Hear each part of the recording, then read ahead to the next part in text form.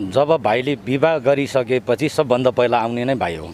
भाइ र बहिनी मेरो कारखानामा आए, यहीँ बुन्यो, यहीँ बस्यो, यहीँ छोरा जन्मी, पहिला छोरी जन्मी, त्यहाँबाट छोरा जन्मी, यहीँ तपाईँको एक दर्जन स्कुलमै पढ्यो। 11 वर्ष भयो ऊ श्रीमान श्रीमती यहाँ बसेको।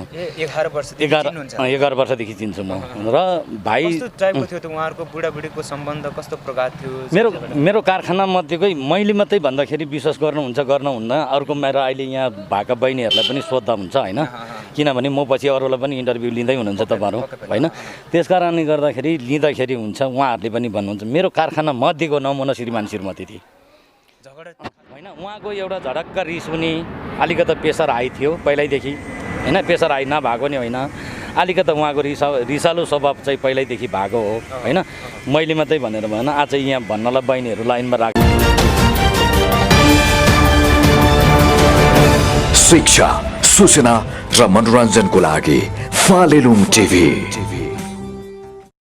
दर्शक महानुभावहरू, यतिखेर हामी गोकर्णेश्वर नगरपालिका वडा नम्बर 5 मा आइपुगेका छौँ, जहाँ चाहिँ 30 वर्षीय रूपा तामाङको शव झुन्डिएको अवस्थामा हिजो एका बिहानै फेला परेको थियो। र विशेष गरेर यो केसलाई पनि जो चाहिँ तिनचुलीको बुलडाँडामा एउटा घटना घटेको थियो, सञ्जीव जिम्बा तामाङको केसलाई मुछेर आम दर्शक श्रोताहरूले हेरिराख्नु भएको छ। र त्यो ठाउँमा पनि गएर बुझिदिनुहोस्, त्यहाँका साहुसँग पनि एकचोटि कुरा गरिदिनुहोस्, सुसाइड गर्नको कारण के हुनसक्छ भनेर चाहिँ बुझिदिनुहोस् भनेर थुप्रैले हामीलाई फोन कल गरिसके पछाडि आज हामी आइपुगेका छौँ। र ठ्याक्कै यतिखेर रूपा तामाङको श्रीमान जो चाहिँ मृतकको श्रीमान हुनुहुन्छ, पीडित उहाँ हुनुहुन्छ भने साहु पनि हामीमाझ हुनुहुन्छ। उहाँहरू दुईजनासँग हामी संवाद गर्न लागिरहेका छौँ। दुईजनालाई स्वागत गर्न चाहन्छु। नमस्कार है सर। सर धन्यवाद। हजुरलाई नमस्कार। त्यो ठ्याक्कै घटना चाहिँ कस्तो अवस्थामा कति बेला हजुरले थाहा पाउनुभयो? कति बेला भनेदेखि राति त्यस्तै समथिङ 12 साढे 12 टाइमिङ हेर्न त अब त्यो अवस्थामा सकिनु। हजुर 12 साढे 12 भयो थियो होला। कस्तो आवाज आयो भनेदेखि जस्ता माथि टहरो, जस्ताको टहरो माथि गन्द्र्याङ के आवाज खसेको जस्तो आवाज आयो त्यतिखेर। अनि त्यसपछि जलासुतीको कोठाभन्दा बाहिर होइन, भित्रै कोठाभित्रै। हजुर तपाईँ पुरै मस्तै सुतिराख्नु भएको थियो? हामी कस्तो भनेदेखि 10-11 बजीसम्म दुईजना गफ गरेर बस्यौँ, गफ गरेर बस्यौँ। अनि त्यसपछि 10:30 त्यस्तै भएको थियो होला सुत्यो। अनि त्यसपछि पनि निधायो भनेर अनि त्यसपछि म पनि सुतेपछि अनि त्यसपछि म बुसुकै निधाउनु गएछ। निधाइसकेपछि अनि त्यसपछि अब राति 12 बजे त 12:30 बजे मान्छेलाई मस्तै निद्रा त लागि नै हाल्छ। अनि त्यसपछि त्यो अवस्थामा निदाको अवस्थामा गन्द्र्याङ्ग गर्दाखेरि चाहिँ म जलाएछ भ्यू चाहिँ हेर्दाखेरि त अनि त्यसपछि मान्छे झुन्डिरहेको अवस्थामा। अनि त्यसपछि नानीले च्याप्प समातेर उठाएर नानी उता बेडमा सुत्दै थियो, नानीलाई उठाएर अनि त्यसपछि सबलाई निकाल्यो झुन्डेको अवस्था। नानी चाहिँ दुईजना छ तपाईँ? नानी एकजना 10 वर्षको छ छोरी, बाबु 4 वर्ष। त्यो अवस्थामा नानी पनि बिउजिसक्यो? होइन, मैले बिउजाको उसलाई। केही तपाईँहरूको बिचमा आन्तरिक रूपमा कहिलेकाहीँ बुढाबुढीको झगडा परालको आगो भनिन्छ नि, त्यस्तो ठासठुस हुने, मनमुटाव हुने त्यस्तो त अब बुढाबुढीको कुनै बेला कहिलेकाहीँ त भइ नै हाल्छ। त्यस्तो त खासै त्यस्तो केही पनि थिएन। 10 बजीसम्म यहाँले भन्नुभयो गफसफ हामीले गरेर बस्यौँ, केही दुःख सुख कुरा गर्दै बस्यौँ। हजुर केही पारिवारिक कुराहरू गर्नुभएको थियो? पारिवारिक त्यस्तै अब दुःख सुखको बुढाबुढीको बेलुका के भन्छ बुढाबुढीको गफ गऱ्यौँ, बस्यौँ। जस्तो कुनै ठाउँमा चाहिँ अलिकति साहुहरूले होइन ठेकदारले टचर दिने, भनेको जति तलब नदिने, त्यो पनि समयमा नदिने, त्यस्तो टाइपको हुन्छ नि। आज साहुबा पनि तपाईँको अगाडि हुनुहुन्छ होइन, केही तपाईँले भन्नुहोस्? त्यस्तो ठेकदारसँग बसेको पनि हामी होइन। हामी श्रीमान श्रीमती छैन, श्रीमान श्रीमती उहाँसँगै बस्ने हो। 11 वर्ष भयो सँगै बसेको काम गरेको दिदी बिनाजसँग। दिदी बिनाज हुनुहुन्छ मेरो। तपाईँको साहु चाहिँ दिदी बिनाज? हजुर, कुल्लाको मैले। म साहुसँग जोडिन चाहन्छु। यतिखेर हामी माझ साहुबा पनि हुनुहुन्छ। जस्तो रूपा तामाङलाई तपाईँ कति वर्षदेखि चिन्नुहुन्छ? रूपा तामाङलाई चिन्ने भन्दा पनि सर जब भाइले विवाह गरिसकेपछि सबभन्दा पहिला आउने नै भाइ हो। भाइ र बहिनी मेरो कारखानामा आए, यहीँ बुन्यो, यहीँ बस्यो, यहीँ छोरा जन्मी, पहिला छोरी जन्मी, त्यहाँबाट छोरा जन्मी, यहीँ तपाईँको एक दर्जन स्कुलमै पढ्यो। 11 वर्ष भयो ऊ श्रीमान श्रीमती यहाँ बसेको। 11 वर्षदेखि चिन्छु म। र भाइ उहाँहरूको बुढाबुढीको सम्बन्ध कस्तो प्रकार थियो? मेरो कारखाना मध्येकै मैले मात्रै भन्दाखेरि विश्वास गर्नुहुन्छ गर्नुहुन्न, अर्को मेरो अहिले यहाँ भएका बहिनीहरूलाई पनि सोद्धा हुन्छ होइन, किनभने म पछि अरूलाई पनि इन्टरभ्यू लिँदै हुनुहुन्छ तपाईँहरू होइन। त्यस कारणले गर्दाखेरि लिँदाखेरि हुन्छ, उहाँहरूले पनि भन्नुहुन्छ मेरो कारखाना मध्येको नमुना श्रीमान श्रीमती थिए झगडा खासै हुँदैन थियो झगडा गर्न पनि थाहा थिएन, कल गरेको पनि थाहा थिएन, यति मिठो मसिनो बोल्थे होइन। अब साँच्ची कहिलेकाहीँ म उसको कोठामा छिर्दाखेरि बच्चा दुइटालाई दुईवटा प्लेटमा खाना दिइन्छ भने बुढाबुढी एउटै थालमा खाना खान्थे यिनीहरू कि यस्तो प्रकार थियो। यस्तो प्रकार थियो। जस्ट त्यो दिनको कुरो 5:30सम्म म लगभग बाहिर धागो म आफै काम गर्छु, म आफै हजुर बेलुकाको 5:30मा धागो डल्लो पारेर बसिराखेँ म आफै। पहिला भाइले ब्ल्याक कफी ल्याएर दियो 1 गिलास हेर्नु, त्यहाँबाट गएर अन्डा र चौचौ फ्राई गरेर ल्याइदिनु, पर्दैन नखाने भने त होइन खानुहोस् भेन भने खाएँ। त्यहाँबाट बहिनीभित्र बसिरहेको थिएँ, खानु न दाइ खानु भन्दै भनेपछि ती सबै सामानहरू तयार गरिकन मैले भित्र राखेर लगभग 6 बजी म पनि आफ्नो रुममा गएँ। अनि खाना खाइवरिकन टिभी हेऱ्यो बस्यो। हजुर चाहिँ बाहिर बस्नु? हजुर मेरो कोठा बाहिर, जस्ट माथिल्लोपट्टि कारखाना छ नि, मेरो के अरे घर फ्लाइट लिएर बसेको छु, तल्लोपट्टि छ। अनि राति 12:30 बजे तपाईँको एकजना दिपक भाइ आएर माइल दाई भनेर 5-6 चोटि बोलाएपछि म उठेर बत्ती बालेर अगाडि कौसीमा गएँ। हजुरले घडी हेर्न पाउनुभयो? मैले ठ्याक्कै 12:30 भएको छ। 12:30 भएको छ। त्यहाँबाट अनि के भयो भनेको रूपा झुन्ड्यो उता जानु भनेर भाइ ट्याक्सी लिनु उता दौडिरहेको छ। अनि म पनि गएर हेर्दाखेरि भुइँमा झरेर नानी पनि हेरिरहेछ, भाइ पनि हेरिरहेछ, अर्को भाइ बहिनी कारखानामा सबै 2-5 जना आइवरिकन जस्तै अब यस्तो हुन्छ नि त्यो चाहिँ अब जस्तै अब झुन्डिएको छ, अब झुन्डिएको देखिसकेपछि त न सास छ कि न बाँचिन्छ कि भनेर अनि भाइले उचाले रे अनि नानीले डोरी खोलिवरिकन भुइँमा झारेछ। झारिसकेपछि अनि सबैजनाले हात मसर्ने खुट्टा मसर्ने गर्दै रहेछ। त्यहाँबाट ट्याक्सी आइपुगिहालेँ, ट्याक्सीमा हालेर शङ्करपुर पुऱ्याएँ। शङ्करपुर हस्पिटलमा जाँदाखेरि निदान भइसकेको छ भन्नुभयो। उहाँहरूले मृतक घोषणा गरे। डोरी उहाँले फुकालिसके पछाडि मात्रै देख्नु? हजुर डोरी फुकालिसकेपछि म आइपुगेँ, त्यहाँबाट ट्याक्सीमा लगेर गयो। उहाँ गइसकेपछि अब मृतक घोषणा गरेँ। त्यहाँबाट गएर अनि बौद्ध इन्सपेक्टर टोलीहरू सबैजना त्यहीँ अब बसेको हवलदार साहब हो कि असै साहब हो, कसले बोलाउनु भएन। बोलाइसकेपछि अनि गएर उता के भन्छ लास घरमा राखेँ। अनि हिजो बौद्ध थानाले नै अब शङ्करपुरमा लगिसके पछाडि चाहिँ कस्तो प्रतिक्रिया दिनुभयो उहाँले? केही ढुकढुकी छ कि त्यस्तो छैन भनेर उहाँहरूले मृतक भइसकेको छ भन्नुभयो होइन। त्यहाँबाट त्यहीँको प्रहरीले चाहिँ तपाईँको अर्को प्रहरी बोलाएपछि त्यहाँबाट मजुरको उठाइवरिकन फेरि इन्सपेक्टर साहबहरू नै आउनुभयो मेरो कारखानामा। आइवरिकन नानीलाई पनि सोधेँ के छ कस्तो छ, सबै कुरा सोधेँ, भाइलाई पनि सोधेँ। सबै कुरा गरिवरि फर्केर गएपछि लगेर लास घरमा राखेर अनि हिजो फेरि जाहेरी पेपर लगी होइन। अनि त्यहाँबाट ल्याएर लास जलाएको छ सर हामीले होइन। बाँकी है दुःखद घटना भनेको यो हो। पोस्टमार्टमको रिपोर्ट अहिले जाँदाखेरि 20-22 दिन लाग्छ भन्नुभयो अरे भाइ र मेरो श्रीमती अनि भाइ अनि मृतक रूपा तामाङको भाइ, जस्तै मृतकको भाइ श्रीमान र मेरो श्रीमती जाँदाखेरि 20-22 दिन लाग्छ भन्नुभयो अरे होइन। त्यो हो कुरा भएको मैले देखेको होइन। र बाँकी कुरा कतैबाट शोषित पीडित गाह्रो अवस्था छ भने अझै पनि यहाँ 3 जना बहिनीहरू हुनुहुन्छ। जस्तो म एउटै कुरा राख्न चाहन्छु अन्तिममा हजुरलाई होइन सर। जस्तो हजुर एउटा चाहिँ अब धेरैजनालाई रोजगार दिलाएर बस्नुभएको होइन, यहाँहरू जस्तो व्यक्तिलाई त हामी सिलोट पनि गर्न चाहन्छौँ। किनभने यहाँको जस्तै प्रत्येक व्यक्तिले होइन 1 जना बराबर 5 जना नेपालीहरूलाई श्रमिकहरूलाई मजदुरहरूलाई हामीले नेपालमै यसरी चाहिँ व्यवस्थापन गर्न सकियो, तलबमा चाहिँ अर्थात् काम गर्न सकायो होइन। उहाँलाई चाहिँ जब दिन सक्यो भने पक्कै पनि खाडी मुलुकमा पुगेर डटी डिफिकल्ट डेन्जर कामहरू गर्न पर्दैन थियो होइन। हाम्रो बाध्यता व्यवस्था छ। अब कस्तो थियो, तपाईँ सेलरी बेसमा राख्नुहुन्थ्यो कि अर्थात् अरू कारखानाको जस्तो चाहिँ अब जस्तो यो पेस्की सिस्टम भन्ने छ नि होइन, यो तपाईँकोमा चाहिँ लागु छ कि छैन?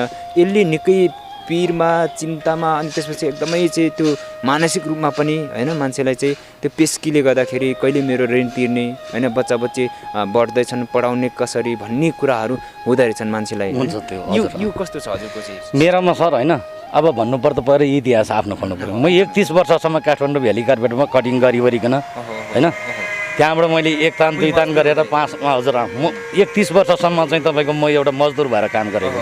म पनि ठेकदार मुनि बस्थेँ होइन। मेरो पनि छोरा थियो छोरी थियो, दुःख सुख गरेर बढाइकन अहिले यो अवस्थामा आएको छ। पेस्की मेरो भाइ बहिनीहरूले नभएको होइन छ होइन। पेस्की नदिइकन अहिले नेपालको हाम्रो कार्पेट सेक्टरमा 1 जना बराबर 20, 30, 40, 50 हजारसम्म पेस्की लिने यो चलन छ। पेस्की हुन्छ होइन कि माग्ने चलन छ। जब हामीले पेस्की दिन कामदार आउँदैन, कामदार नआएपछि हामी चल्नु सक्दैन।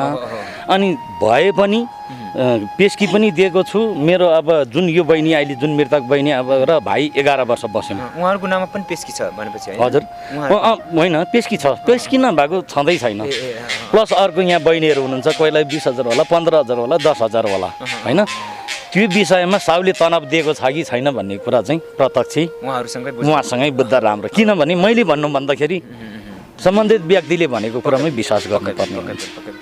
अन्तिममा एउटै क्वेसन राख्न चाहन्छु सर, जस्तो यो पेस्की सिस्टमले गर्दाखेरि धेरै श्रमिकहरू मजदुरहरू चाहिँ अलिकति तनावमा होइन, हाम्रो ऋण कहिले तिर्ने, बच्चा बच्ची बढ्दैछ पढाउनु पर्छ भन्ने टाइपको चाहिँ मानसिक रूपमा चाहिँ उहाँहरूलाई असर परिरहेको हामीले भेट्यौँ कि थुप्रै ठाउँमा। यो पेस्की सिस्टम चाहिँ हजुरकोमा छ कि छैन के छ? पेस्की सिस्टम मेरोमा पनि छ सर। मैले म भन्दैछु प्रत्यक्ष मेरो जस्तो वर्करहरू भनौँ अब कामदार भाइ बहिनी यही नै छ होइन। पेस्की नदिइकन कोही पनि आउँदैन। त्यो समस्या सबभन्दा थोरो भनेको 10 देखि लिएर 40-50 हजारसम्म पेस्की माग्छ। त्यो हामीले नदिए भने हामी कहाँ वर्करै पाउँदैन, कामदारै पाउँदैन। हेर्नुहोस् अल नेपालको कलाइन्चा सेक्टरमा जहाँ गएर सोद्धा पनि यो कुरा तपाईँहरूको अधिकार हो, सोध्ने भागो कुरा भन्ने हाम्रो हो होइन। त्यसले गर्दाखेरि यो कार्पेट सेक्टरमा अहिलेसम्म एडभान्स नदिएको, पेस्की नदिएको भन्ने ठाउँ छैन। मैले कतिपय भाइ बहिनीले केसम्म भनेको छु भने नि, तपाईँहरूको यो पेस्की सघाउनु भयो भने नि बरु म मिटरको 300 रुपियाँ प्लस थपेर दिन्छु। म पनि एडभान्स दिन्न, तपाईँहरू पनि एडभान्स नलिनु होइन। 15 दिन जस्तै हाफ बुनेपछि हाफको पैसा लिऊ, फुल बुने फुलको पैसा लिउँ होइन। यो पेस्की प्रथा हट्यो भने साउ पनि डुब्दैन, मजदुरलाई पनि यो टेन्सन हुँदैन भन्ने चाहिँ मेरो भावना चाहनाले मैले यो पुरा सल्लाह पनि गरेँ। तर जति जे भए पनि जति पनि आउँछ सिधै गेटमा आउँछ, हामीलाई राख्छौँ भनेर सोध्नुहुन्छ उहाँहरू। अनि पेस्की दिने चलन छैन भने नि पेस्की नदिने भए त के काम? हामीलाई त यहाँ अन्त दिइरहेछ। हाम्रो 5 जना छ, 3 लाख दिनु भनेर आउँछ सर। त्यसरीकन हामी पेस्की दिन्छु। आइसकेपछि कोही जाँड खान्छ, कोही रक्सी खान्छ, कोही झगडा गर्छ, कोही कल गर्छ, कोही भोलि भाग्छ है। अनि यी हामी सबलाई यी बिचका साउहरू पनि साँच्ची भन्दा धाराशय नै व्यवस्था हो। त्यसले गर्दा हुनुपर्ने चाहिँ के थियो भने पेस्की भएन भने, दिनु परेन भने हामीले पनि 2-4 सय थपेर दिन सक्यो, उहाँहरूले पनि बढी पायो है। अनि त्यसले गर्दा कारखाना चलाउनको लागि, कम्पनी चलाउनको लागि हामी के गर्छौँ भने हामी पनि ब्याजमा खोजिकन मान्छे पेस्की दिनु पर्यो। अनि पेस्की दिइसकेपछि उहाँहरूलाई नै पीडा हुन्छ, कहिले तिर्ने कहिले के गाह्रो त त्यो हुन्छ। तैपनि त्यो खालको मानसिक तनाव मैले चाहिँ दिएको छैन भन्ने मलाई लाग्छ। यतिभित्र तिर्नै पर्छ भन्ने हिसाबले चाहिँ त्यो होइन सर, त्यो होइन। काम गर्दै जाँदा, बस्दै जाँदा, काम गर्दै जाने, कटाउँदै जाने, तिर्दै जाने। मेरो यहाँ एकजना बहिनी हुनुहुन्छ होइन, मेरो छोरा र उहाँको छोरा एउटै स्कुलमा पढ्ने, +2 सकिसक्यो। एउटा 9 क्लाससम्म पढ्छ छोरी, एउटा 3 क्लासमा पढ्ने छोरा छ होइन। आमा एकजना कार्पेट सेक्टरमा काम गर्नुहुन्छ, बुवा विदेश जानुभएको थियो, विदेशमा गएर बिरामी भएर मानसिक रोग लाग्यो, उहाँ फर्केर आउनुभयो, अहिले बस्नुहुन्छ। एकजना बहिनी उहाँ छ, उहाँले त्यो 3टा बच्चा कसरी पढायो होला होइन, +2 सम्म। समान व्यवहार नभएको हैन। अनि अर्को कुरा, म नराम्रो साउ थियो भने कुट्ने पिट्ने झगडा गर्ने तनाव दिने भए सायद उहाँ पनि मसँग बस्दैन थियो होला। पेस्की जसले पनि दिन्छ सर होइन। पेस्की किनभने म कहाँबाट जाने मान्छे, ल फलाना कार्पेटबाट आएको भनेपछि ल त्यो ठाउँमा त अब गाह्रो कार्पेट बुन्छ, यो मान्छेले त जस्तो नि काम गर्छ भनेर नि 30,000 माग्यो भने 50,000 पेस्की दिन्छ। त्यो चलन सबैमा छ, सबैमा छ। एउटै क्वेसन जस्तो हजुरलाई, जस्तो यो अरू सेक्टरमा चाहिँ होइन जब गर्नेहरूले 10 to 5, 10 to 4 भइरहेको हुन्छ कि होइन। त्यस पछाडि उहाँहरू बाहिरै बस्ने, आफ्नो फ्यामिलीलाई बिहानको रातिको टाइम, त्यस पछाडि दिउँसोको टाइममा मात्रै जब गर्ने। तर यो गलैँचामा अर्थात् कुनै कारखानातिर चाहिँ प्रायः होइन बिहान 4 बजी उठेर रातिको चाहिँ तपाईँको 6-7 बजेसम्मको समय खट्नुपर्ने यो सिस्टम एक किसिमको अब राम्रो पनि होला होइन, श्रम गर्नेले ज्याला त पाउँछन्, तर पनि कतिपय अवस्थामा चाहिँ यसले पनि मान्छेलाई त अलिकति माइन्ड फ्रेस पनि चाहियो नि त होइन। काममा मात्रै लादेको हुँदा पनि यसरी नै मानसिक रूपमा चाहिँ तनाव हुने होइन, त्यो अरू बाहिर कुराहरू चाहिँ बुझ्न नपाउने भएपछि पनि यस्ता घटनाहरू हुन सक्छन् भन्ने हाम्रो चाहिँ बुझाइ छ। हजुरलाई के लाग्छ? यो विषयमा चाहिँ म के भन्न चाहन्छु भने, मैले भने अघि नै पनि 2043 सालदेखि म 31 वर्षसम्म म आफू ठेकदार पनि काम गरेको मान्छे, म पनि मजदुर हो। अहिले आएर मजदुरको एउटा गार्जियन भएर बसेको छु है। हामीले 4 बजेदेखि बेलुका 7 बजेसम्म गइसकेपछि त्यो उठ्नु नपाउने होइन होइन। ए ए ए जस्तै उहाँहरू 4 बजे उठ्नुहुन्छ, हात मुख धुइवरिकन काममा जानुहुन्छ, 7 बजे उठेर तपाईँको चिया कफी खाजा नास्ता के खाने हो, उहाँहरू त्यति बेला 1 घन्टा छुट्टी गर्नुहुन्छ होइन। त्यहाँबाट गएर तपाईँको चाहिँ के भन्छ 10 बजे छुट्टी गर्छ होइन।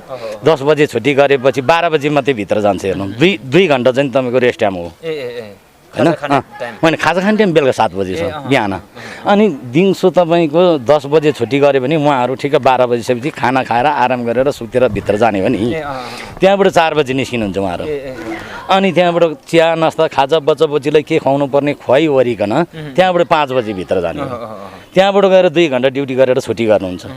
त्यो A to Z हिसाब गर्ने हो भने सिस्टम सबैतिर लागु छ जस्तो लाग्छ हजुरलाई, जस्तो हजुरकोमा छ होइन।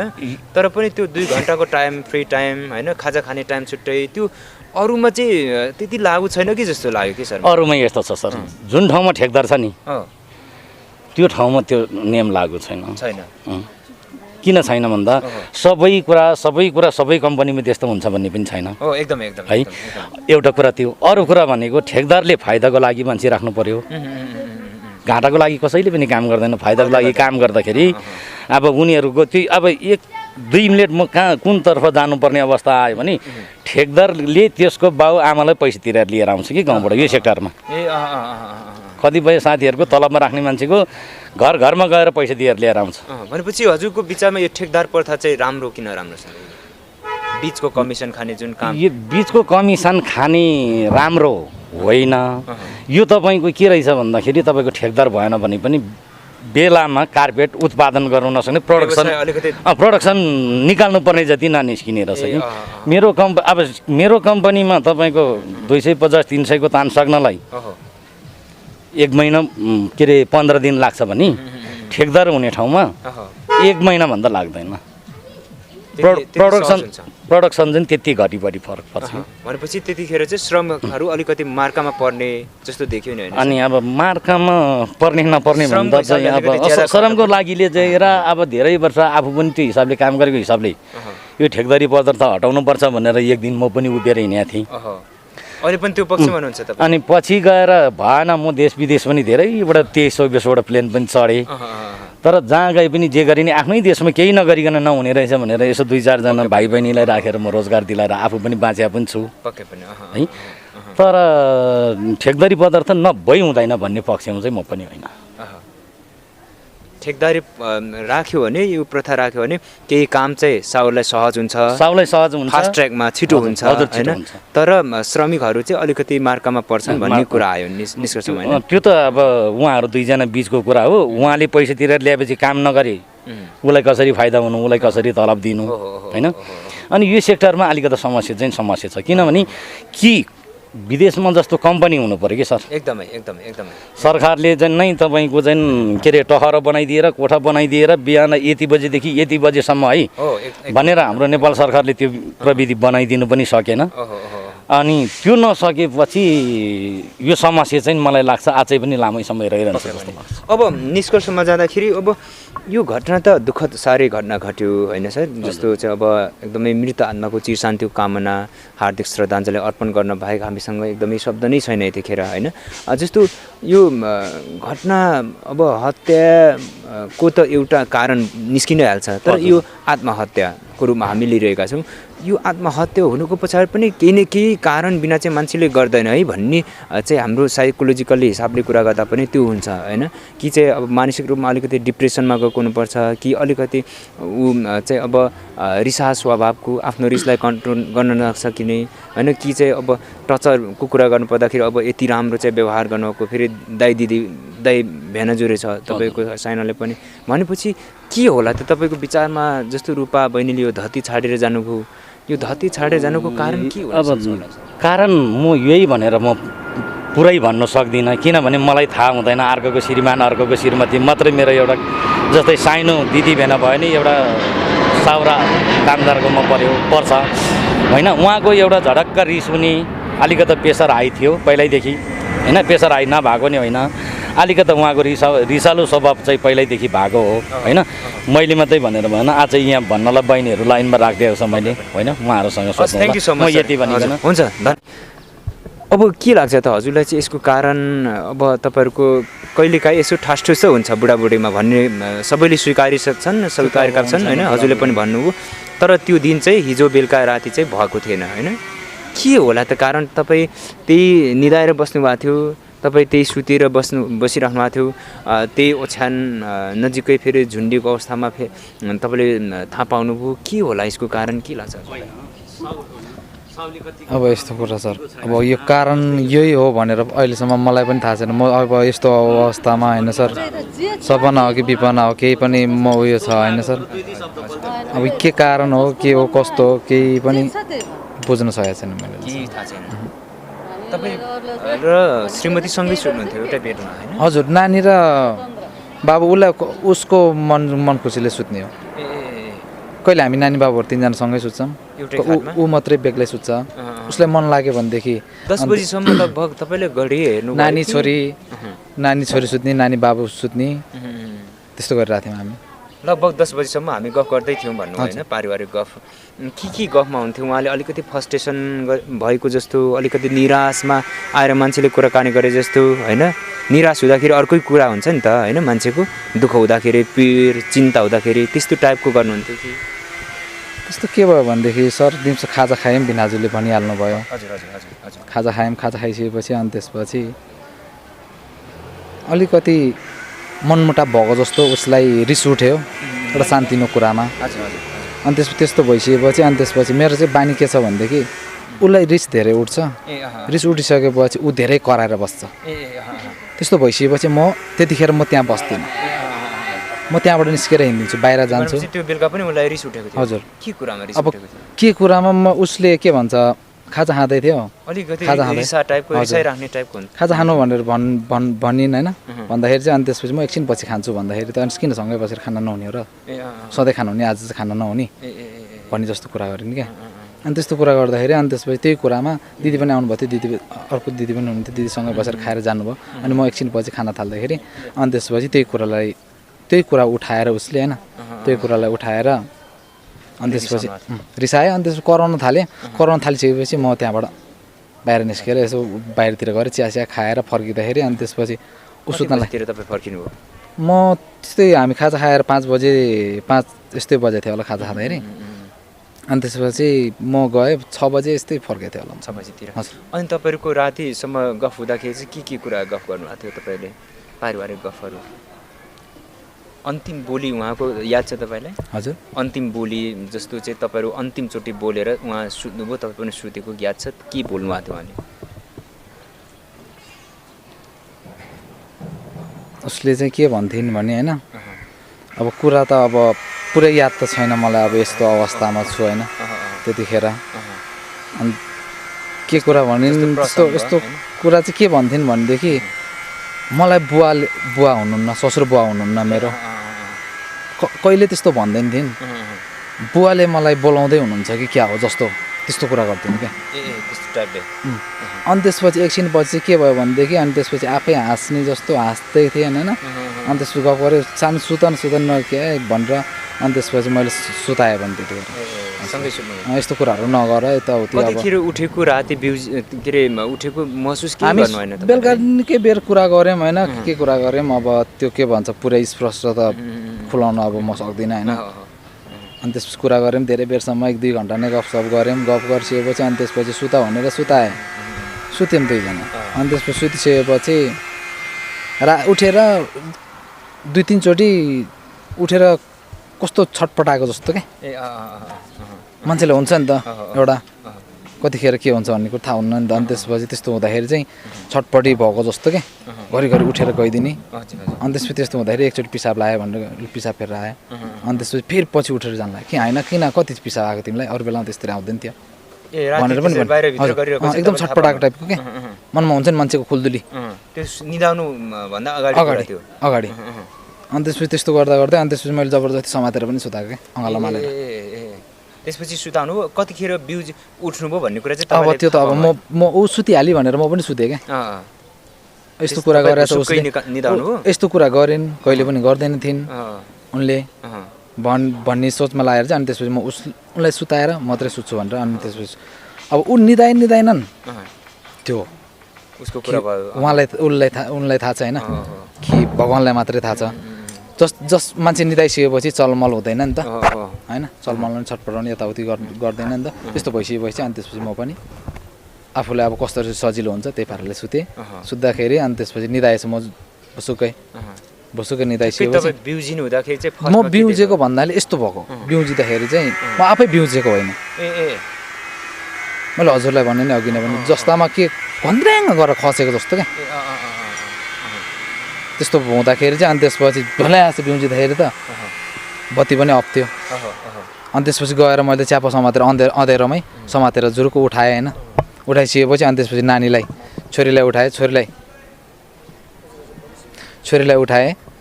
उठाएपछि अनि त्यसपछि नानी बत्तीवाला के भन्छ अँधेरोमै आएर बिचरा उसले पनि के भयो भन्दै आएन होइन हेर्नु नानी यस्तो भएछ मम्मीले त यस्तो भयो भनेर भन्दाखेरि अनि त्यसपछि त बाबा मैले केही पनि देखेको छैन अँधेरो छ भनेर बत्तीवाला छोरी भनेर बत्ती बालिसकेपछि अनि त्यसपछि नानीले मैले जबरजस्ती अब सानोमा वेटको थिएन मान्छे कम्तीमा पनि 70-80 किलोको वेट उठाउँदाखेरि जबरजस्ती बल्ल 10-15 मिनट त पक्कै पनि लाग्यो बोल्नलाई दुईजनालाई राति 12 बजे कसलाई बोलाउनु कसलाई गुहार्न जानु त्यो गन्ड्राङ्गै जस्तामा सुनेपछि चाहिँ तपाईँ बिउजिनु भयो हजुर बिउजिने बित्तिकै दृश्य चाहिँ ठ्याक्कै के देख्नुभयो तपाईँले बत्ती बलिरहेको थियो त बत्ती अफ थियो मैले अघि भने नि हजुरलाई बत्ती अफ थियो बत्ती जहिले अफ गरेर सुत्ने हामी कहिले पनि आउनुहुँदैन उठ्ने बित्तिकै के गर्नुभयो त्यसपछि मैले यसो झल्यासो उठ्दाखेरि अगाडिपट्टि झुन्डिरहेको देखेँ कि मैले के बत्ती त थिएन भन्नु होइन बाहिर झ्याल छ नि त सर बाहिरको लाइट प्रकाश अलिअलि त उज्यालो देखिन्छ नि त अँधेरोमा अनि त्यसपछि त्यस्तो देखिँदाखेरि गएर च्यापा समातेर